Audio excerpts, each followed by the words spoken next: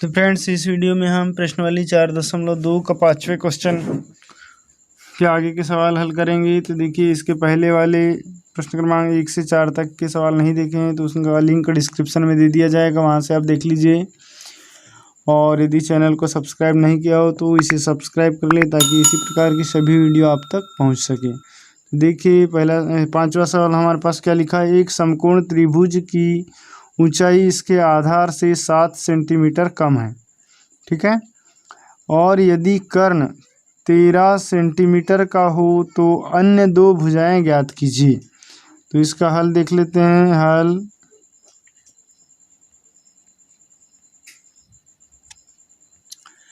तो देखिए फ्रेंड्स, यहाँ पर जो है हम त्रिभुज का जो आधार है उसको हम x सेंटीमीटर मान लेते हैं, ठीक है। तो यहाँ लिख देते हैं, माना त्रिभुज का आधार x सेंटीमीटर है, तब ऊंचाई।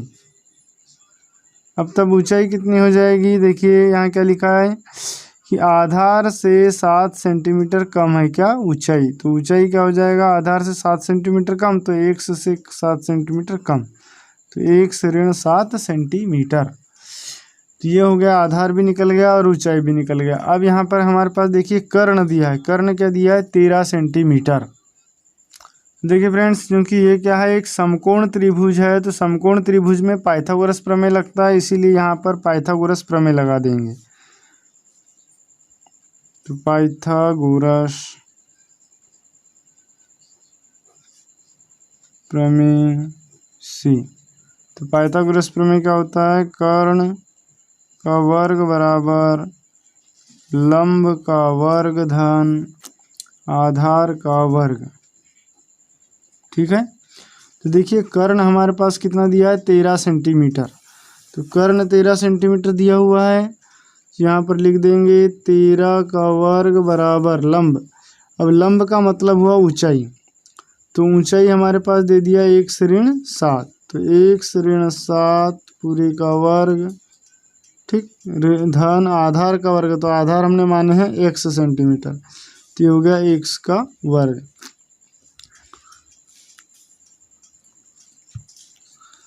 अब देखिए 13 का वर्ग कितना हो गया, 169 हो जाएगा ये। तो 169 बराबर ये हो गया a ऋण b पूरे का वर्ग वाला फार्मूला लग जाएगा। तो a का वर्ग मतलब x का वर्ग धन b का वर्ग मतलब 7 का वर्ग, 7 7 49 ऋण 2ab, तो 2 गुणित a गुणित b धन x का वर्ग। तो अब ये हो गया 169 बराबर x का वर्ग और x का वर्ग मिलके कितना हो गया, 2x का वर्ग धन 49 ऋण 7 दूनी 14x, ठीक है। अब इस 169 का भी पक्षांतरण करके इस साइड ला लेते हैं। तो यहाँ हो गया 0 बराबर 2x का वर्ग धन 49 ऋण 14x ऋण, देखिए धन 169 का पक्षांतर करें तो ऋण 169 हो जाएगा ये। अब ये हो गया 2x का वर्ग, फिर उसके बाद इसको लिख देंगे ऋण 14x ऋण, देखिए 169 में से 49 घटा देंगे क्योंकि ये ऋण है और ये धन है। तो 9 में से 9 गया तो 0, 6 में से 4 गया तो 2 और ये 120 बचा बराबर 0। अब देखिए ये तीनों में सम संख्या, यहाँ 2 है, यहाँ 14 है, यहाँ 120 है। तो हम तीनों में से 2 कॉमन निकाल देंगे। तो ये 2 कॉमन निकल गया तो क्या बचा, x² ऋण 7x ऋण 60 बराबर 0। इस 2 का पक्षांतरण करें तो इधर ये 0 में चले जाएगा, तो ये बच गया x का वर्ग ऋण 7x ऋण 60 बराबर 0। तो ये हमारे पास एक वर्ग समीकरण बन गया। अब इस वर्ग समीकरण को हम गुणनखंड विधि से हल कर लेंगे। तो देखिए अब गुणनखंड विधि, इस 60 का गुणा x में करेंगे तो हमारे पास क्या आ जाएगा, ऋण 60, ठीक है, ये आ गया ऋण 60। अब ये ऋण 7 के 2 भाग ऐसे तोड़ेंगे कि जो घटाने पर, क्योंकि यहाँ ऋण चिन्ह आ रहा है इसलिए घटाने पर कितना है 7 आए ऋण 7, और गुणा करने पर 60 आ जाए। तो कौन कौन सी ऐसी संख्या है जिनको घटाने पर 7 आएगा और गुणा करने पर 60 आएगा? तो देखिए फ्रेंड्स, ऐसी 2 संख्या हो जाएगी, एक हो जाएगी ऋण 12 और दूसरी हो जाएगी धन 5। क्योंकि ऋण 12 और धन 5 तो दोनों घटेंगी, तो 12 में से 5 गया तो ऋण 7, और 12 का गुणा 5 में है तो ऋण 60। ठीक है, तो ये हो गया हमारा x² ऋण 12 x धन 5 x ऋण 60 बराबर 0। तो यहाँ दोनों में से एक से काम, इसकी एक जोड़े बना लेंगे, इसका एक जोड़ा बना लेंगे, तो इन दोनों में से एक से कॉमन निकल गया तो बचा हमारा x ऋण 12 धन 5, दोनों में से निकाल लेंगे तो x ऋण 12 बराबर 0। क्योंकि 5 निकल गया यहाँ से तो बचा x, और यहाँ से 5 निकलेगा तो बचेगा 12, क्योंकि 12 पंचे 60। अब दोनों को अलग अलग, यहाँ से x ऋण 12 और x ऋण 12 बाहर निकालेंगे तो x ऋण 12 गुणित ये बचा x धन 5 बराबर 0। अब इनको गुणनखंड के बराबर 0 रखेंगे। अब यहाँ पर दोनों को हम 0 के बराबर रख देंगे, तो देखिए ये हो जाएगा x ऋण 12 बराबर 0, या फिर हो जाएगा x धन 5 बराबर 0। इसका पक्षांतरण कर देंगे ऋण 12 का, तो इधर आके धन 12 हो गया, तो x बराबर धन 12 या x बराबर ये धन 5 का पक्षांतर करें तो ऋण 5। तो x के 2 मान आ गए। हमको यहाँ पर त्रिभुज की भुजाओं की माप निकालना है। तो देखिए किसी भी भुजा की लंबाई या माप ऋणात्मक नहीं होती, तो इसको हम छोड़ देंगे, ऋण 5 को छोड़ देंगे, तो हमारा जो आधार हो जाएगा वो कितना हो जाएगा x बराबर 12। अतः त्रिभुज का आधार क्या हो गया x बराबर 12 सेंटीमीटर तथा ऊंचाई हो गई इससे 7 सेंटीमीटर कम, तो x ऋण 7, तो ये हो जाएगा 12 ऋण 7 बराबर कितना आ जाएगा 5 सेंटीमीटर। तो जो त्रिभुज है उसकी ऊंचाई निकल गई 5 सेंटीमीटर और उसका आधार निकल गया 12 सेंटीमीटर। ये हो गया आंसर। देखते हैं, ठीक है, नेक्स्ट क्वेश्चन। देखिए नेक्स्ट क्वेश्चन है हमारा कि एक कुटीर उद्योग एक दिन में कुछ बर्तनों का निर्माण करता है। एक विशेष दिन यह देखा गया है कि प्रत्येक नग की निर्माण लागत उस दिन के निर्माण किए गए बर्तनों की संख्या के दुगने से 3 अधिक थी। देखिए यहाँ पर हमारे पास कंडीशन क्या दी हुई है कि विशेष दिन यह देखा गया है कि प्रत्येक नग की निर्माण लागत, मतलब प्रत्येक नग की निर्माण लागत उस दिन के निर्माण किए गए बर्तनों की संख्या के दुगने से 3 अधिक है। तो ये पहली कंडीशन हो जाएगी हमारी। फिर यदि उस दिन की कुल निर्माण लागत 90 रुपये थी तो निर्मित बर्तनों की संख्या ज्ञात कीजिए। तो हम सबसे पहले एक दिन में निर्मित बर्तनों की संख्या मान लेते हैं x। तो ये हम मान लेते हैं, माना कि विशेष दिन निर्मित बर्तन की संख्या बर्तनों की संख्या x है। हमने क्या मान लिया कि जो विशेष दिन है एक, उस दिन निर्माण किए गए बर्तनों की संख्या x है। तो अब उस दिन प्रत्येक नग की निर्माण लागत, तो इसीलिए प्रश्नानुसार प्रत्येक बर्तन की निर्माण लागत क्या हो जाएगी। देखिए क्या कहता है कि निर्माण किए गए बर्तनों की संख्या के दुगने से 3 अधिक थी। तो ये बर्तनों की संख्या x, तो इसका दुगना मतलब 2 का गुणा धन इससे भी 3 अधिक, तो 3 जोड़ देंगे।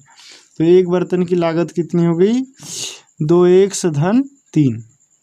अब अगली कंडीशन क्या कहता है, यदि उस दिन कुल निर्माण लागत 90 रुपये थी तो निर्मित बर्तनों की संख्या ज्ञात कीजिए। तो कुल पुनः प्रश्नानुसार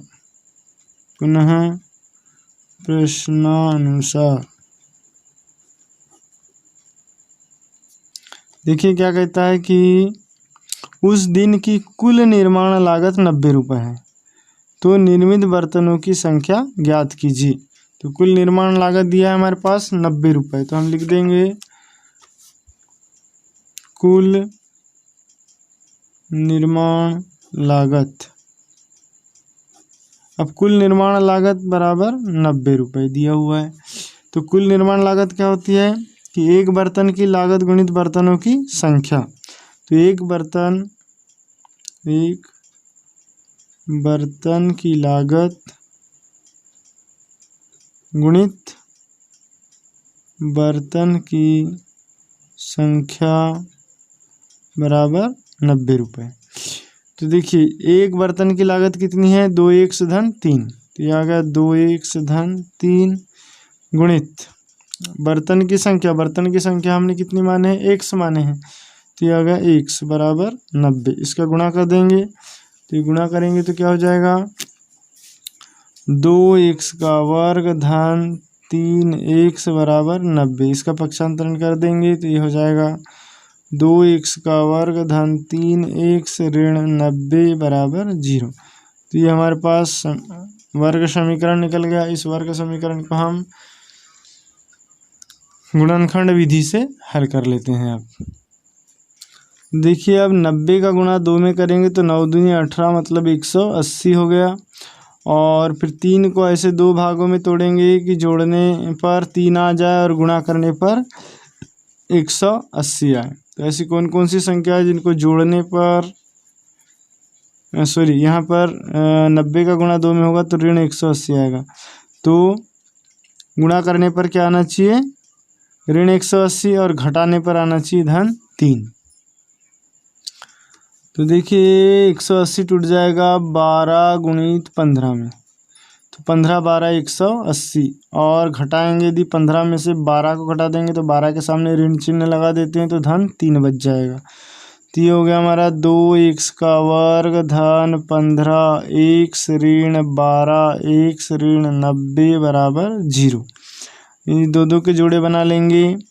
तो यहाँ से देखिए दोनों में से हम x कॉमन निकालेंगे तो बचेगा 2x धन 15।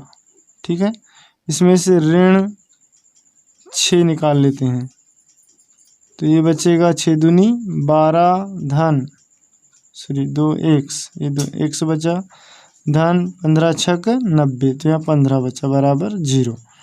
अब 2x धन 15 2x धन 15 ये बाहर निकल गया तो बचा x ऋण 6 बराबर 0। तो देखिए ये हो गया 2x धन 15 बराबर 0 या x ऋण 6 बराबर 0। इस धन 15 का पक्षांतरण कर देंगे तो ये हो गया 2x बराबर ऋण 15 या x बराबर ऋण 6 का पक्षांतरण करेंगे तो धन 6 हो गया। x बराबर ऋण 15/2, ये गुणा में है 2 तो इधर भाग में चले गया, या फिर x बराबर 6। तो देखिए x के 2 मान निकल कर आ गए हमारे पास, x बराबर ऋण 15/2 और x बराबर 6। अब हमको सवाल में क्या पूछा था कि निर्मित बर्तनों की संख्या और प्रत्येक नग की लागत ज्ञात कीजिए। तो बर्तनों की संख्या पता करना, तो देखिए संख्या जो है वो ऋणात्मक नहीं हो सकती है, संख्या ऋणात्मक नहीं हो सकती तो इसको छोड़ देंगे हम। अतः हमने एक से क्या माना था, बर्तनों की संख्या माना था। अतः बर्तनों की संख्या उस विशेष दिन जो निर्माण हुए बर्तनों की संख्या कितनी होगी, 6 होगी। और प्रत्येक बर्तन की जो लागत होगी वो कितनी हो जाएगी, प्रत्येक बर्तन की लागत कितनी थी, 2x धन 3। तो ये हो जाएगा 2 × 6 धन 3। तो 6 दूनी 12, धन 3 बराबर 15 रुपये आंसर।